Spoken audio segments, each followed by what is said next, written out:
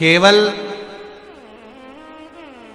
3 दिन ऐसे रहेंगे, 3 बार ऐसे रहेंगे, 3 तिथियां ऐसी रहेंगी, 3 समय ऐसा रहेगा जिस समय पर तेरे द्वारा निर्मित शूल को भी शिव धारण करेगा और जगत का कल्याण करेगा। 3 दिन, 3 तिथियां, 3 बार, 3 नक्षत्र, 3 घड़ी, 3 पल।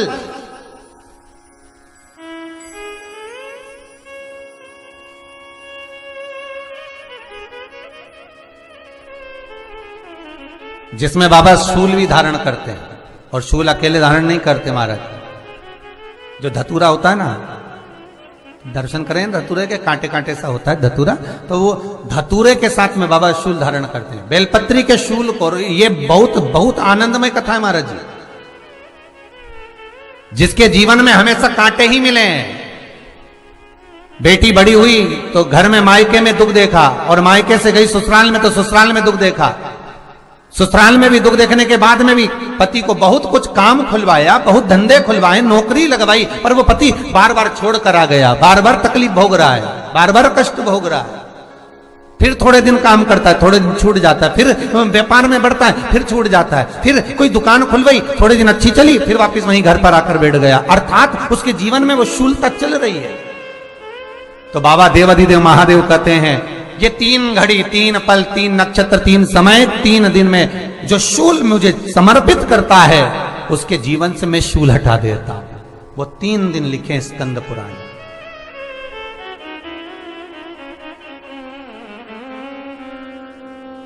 महाराज, बैसाख महीने में जो प्रदोष आती है, बैसाख के महीने में बहुत ध्यान से सुनना भाई, जो अपनी जिंदगी से बहुत तंग आ गए हो, परेशान हो गए हो, कष्टमय जीवन जी रहे हो, बहुत दुखी हो गए हो, उनके लिए ये स्कंद पुराण का चरित्र फिर मिले ना मिले, आप प्रेम से सुन लो भाव से। पहला, बैसाख महीने की प्रदोष, चाहे वो शनिचरी प्रदोष हो, चाहे रविवार की हो, सोमवार की हो, मंगल की हो, बुधवार की हो, गुरुवार की हो, शुक्रवार की हो, शनिवार की हो, कोई भी वार की हो, पर बैसाख महीने की प्रदोष, प्रदोष काल में शाम का समय सूर्य डूब रहा हो, बस डूबा ही हो, और उस समय पर सूर्य के डूबन के तुरंत बाद बाबा को धतूरे के साथ में बेलपत्री ना चढ़ाते हुए, बेलपत्री के वृक्ष के 7 कांटे बाबा के शिवलिंग पर समर्पित करे जाते हैं महाराज, अपनी जिंदगी में अड़चनों को हटाने के लिए। फिर आप जिस व्यापार में उतरे, जिस व्यवसाय में उतरे, जिस नौकरी में उतरे, आप दिल से करें, आपको तरक्की मिलेगी। आप हार नहीं सकते, नीचे नहीं आ सकते, उन्नति पर ही चढ़ेंगे। एक वैशाख मास की प्रदोष। दूसरा, शिवरात्रि के दिन मध्याह्न का समय महाराज, जो बड़ी शिवरात्रि होती है माघ की, बड़ी शिवरात्रि के अंतर्गत मध्याह्न का समय, दोपहर के ठीक 12 बजे, चाहे फिर वो कोई भी दिन हो महाराज, शिवरात्रि जिस दिन पड़ रही हो,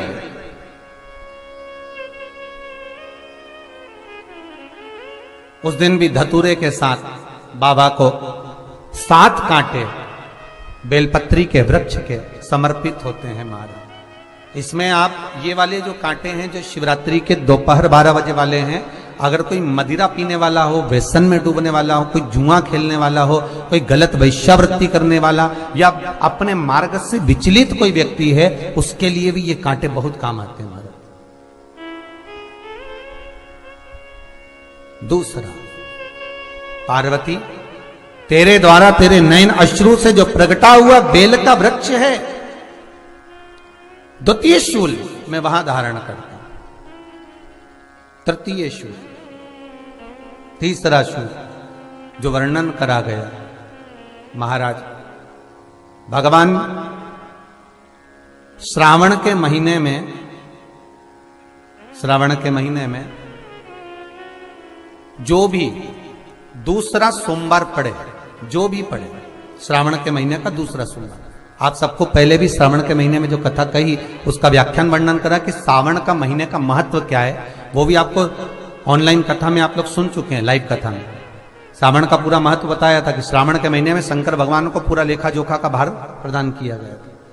दूसरा सोमवार, श्रावण के महीने का जो दूसरा सोमवार होता है, उस दूसरे सोमवार में रात्रि के समय पर, अर्थात शास्त्र अब घड़ी और पल का स्मरण करेंगे तो रात्रि के बजेंगे 10 से 12 बजे, मारे 10 से 12 के बीच में धतूरे के साथ बाबा को शूल समर्पित होता है महाराज।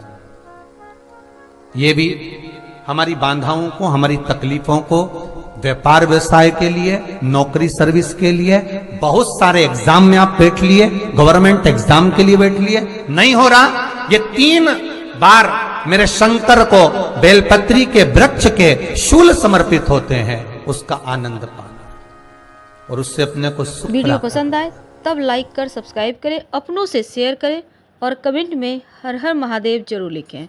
धन्यवाद।